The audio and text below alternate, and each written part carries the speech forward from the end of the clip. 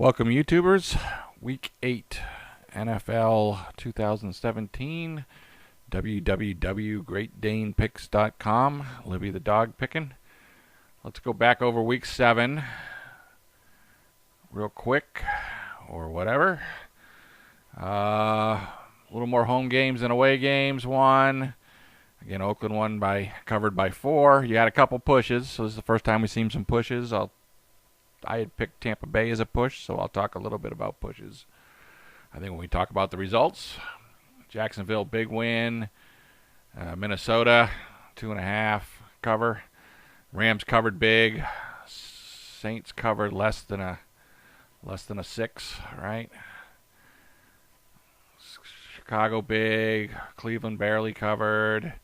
Dallas big. Pittsburgh big. Chargers big. That was a little surprising. Seattle, big. Patriots, big. And Philadelphia, again, within the teaser. Anything within 6 is a teaser. I don't play teasers, but I always like to say, there's a kind of a mixture on the teasers, so you kind of got to get lucky on those teasers. So let's take a look again at Week 7. It's in the green box this week. And I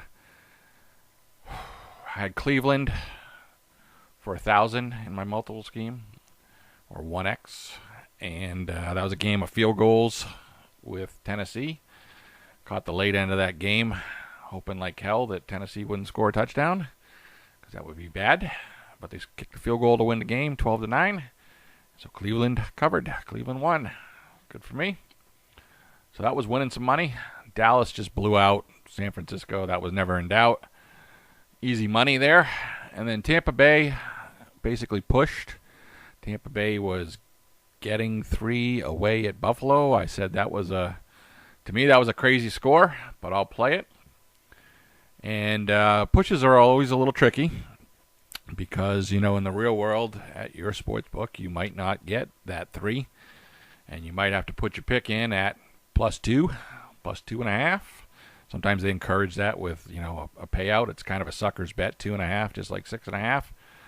Just like 9.5, right? All those numbers are odd numbers that big line to cross, right, to get there. So hopefully you didn't get stuck with +2.5, in which case you would have lost. But if you had 3, like I did, all my services this week, Bovada, Dimes, all that, I didn't see that line deviate at all from 3. So it's kind of unusual in that regards. Like I never saw anything at 2.5 or 3.5. I didn't follow the Miami game because that's another one that pushed Miami Jets. So again, your numbers can be a little different in the real world, but this was pretty much always 3 on everybody I saw. All the lines that I went back and looked, these were 3. So this one ended up being a push pretty much for most people all the time. But if you had got 3.5 somehow, you would have won this game, right? That's usually what happens, right? Sometimes I win those games, and I tend to think those even out, the wins and the losses. But regardless, with a push, you just get your money back. So I'm effectively 2-0 this week. I won Cleveland, I won Dallas, each for 1x. Each one of those is $9.09 in profit for a $1,000 bet, so it's plus $18.18 in profit. My fixed system, which is the 2,000 bets, is just double that. It's just Cleveland double that, Dallas double that, and Tampa Bay I got my money back. So it's plus 36.36. That would have been the profit this week. And my Martingales. Again, I bet Cleveland for $16.52. That's going to return me plus $15.02 with the win. Dallas had more money on it. That was plus $21.22 profit. Green Bay Packers did not win for me. They just did not cover. Saints got to them. So they'll be stage 3.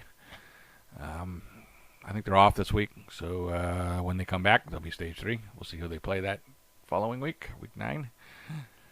New England Patriots won pretty convincingly, so they're plus 620 in profit. In Tampa Bay, I didn't have much money out in the Martingale because, again, Buffalo was offsetting it. So 288, I just get my money back. Anyways, for the week, I was plus 35.62. So let's take a look at what that means for the season.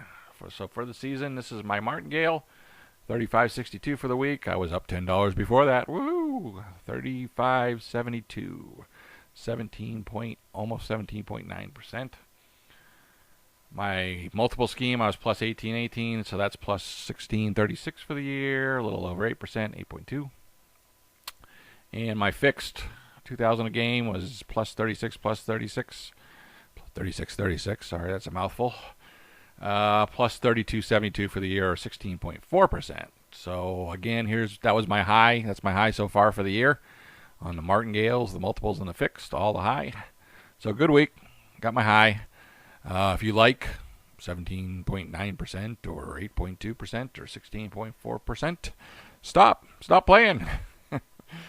But nonetheless, I'll charge on and try to make more money. I can win some money or I can lose some money from there. But I like to, this is the first time I've gone back. This is Apple, back on September 7th. It closed at $161.25, so I'll just say you could have bought it for roughly that price, $161.25. With $20,000, that'd buy you 124 shares, or that would be exactly $19,995, $5 short of there. So 124 shares I would have had back in September. By September 11th, it went up 25 cents. That was the high. So I was up 31 bucks. Woohoo! Not too exciting, but the current price of Apple is $156.17, so it's taken a slide. So it's cost me a little bit of money, down 3%. So I am doing better picking sports. We'll see if that continues. So that's my status this week. Let's get to the picks. So my picks are in yellow. And I've got some interesting candidates that are off, like Arizona is not playing this week. Green Bay, I said, was not playing this week. They'll be a stage 3. Who else is off? The Giants are off. They're eligible. But the teams that I do have remaining are Buffalo, and I'm gonna use them 2x. So this is the first time I've deviated on my multiple scheme. So it's really 2 bets of 1,000. I'm gonna count it as 2 bets. So if I win the game, I'll be 2-0. If I lose the game, I'll be 0-2. And if I get push, then I push. So that's the way I treat that in integrals of $1,000. So it's a 2x bet. Now, if we're on the fixed, it's just fixed is always 2,000. So it's just one game. So I'll be 1-0 or 0-1. So that'll add to the season that way. So that's my level 3. Who is Buffalo? Buffalo is home this week. Giving 2.5. Oakland coming into town. That's kind of one of those sucker bets we were talking about, right? I mean, not on the plus side, not the negative. On the negative, that's a good side. So that means that Oakland is the sucker bet there. But we'll see. Hopefully Buffalo will cover by a field goal. Or we'll see if that line moves. I haven't really checked if line. I saw quite a few line moves yesterday, today. Today's Tuesday. And I imagine they'll continue to move, like pretty big line moves, like more than a couple points. So some of these games are adjusting. But again, you pick it. I'm going to end up picking it. I'm going to count it at covers game time because that's the fair way to do it. And if you get better, you get better. If you don't, you don't. So Buffalo 3304 is also in the Martingale. So you're going to pay it. So if you're playing the Martingale system, it's going to be 3304 for Buffalo. Carolina, simple stage 2, 682. Carolina, where are you? Oh, you're coming in. They're on the road. Playing Tampa Bay. They're getting 2.5. One of those sucker bets. We'll see. Indianapolis 1364. Indianapolis getting 10 on the road in Cincinnati. That's an interesting. Not quite sure about that one. Not too high on Cincinnati. We'll see. Kansas City Chiefs at home on the Monday nighter playing Denver. They're giving 7.5. That's on the sucker side. So we'll see. Hopefully we can get that at 7. Or hopefully Kansas City plays a little better. I know they've lost a few or been some close games at home over the last couple of years. Not necessarily with Denver, but in general. Not a big fan of Chiefs at home. But that's for a different story. New York Jets, 682. Simple. They're getting 4 at home against Atlanta. I'm not too confident on that one. And San Francisco, of all the people, right? I was happy to have them lose like crap. I'm going to put 1364 out on San Francisco this week. Right now, I think this moved up to weight at 12.5. They're getting 12.5 playing at Philadelphia, one of the better teams in the league. We'll see. Hope for the best there. Hopefully Philadelphia goes to sleep. So those are my picks for the week. Again, I'm 4-2 on the season, both systems. Being 2-0 last week, so I went from 2-2 to 4-2, so I'm positive. I will defer to next week or after this week. After the results of week 8, I will go back and check the YouTubers.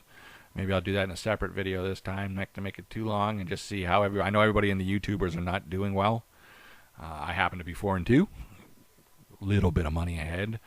I think Half Moon's doing well, but everybody else is doing pretty bad this year, and for the people that I track. So watch it out. It's just been a tough season. That's all. It's been tough to pick, but I'm 4-2, 66%. But again, money's money. Like I said, get out. If you like 17 and you were playing, get out. If you don't, we'll go on, man. So hopefully this is going to be one of my breakthrough seasons and not one of those lousy 25% seasons that I've been hating. Hating it with giving away free picks and getting 25%. Ridiculous. I'm shooting for 100. Anyways, that's my rant. Have a good week. Best of luck to you. Go get those odds and payouts. And I'll see you next week. Thank you.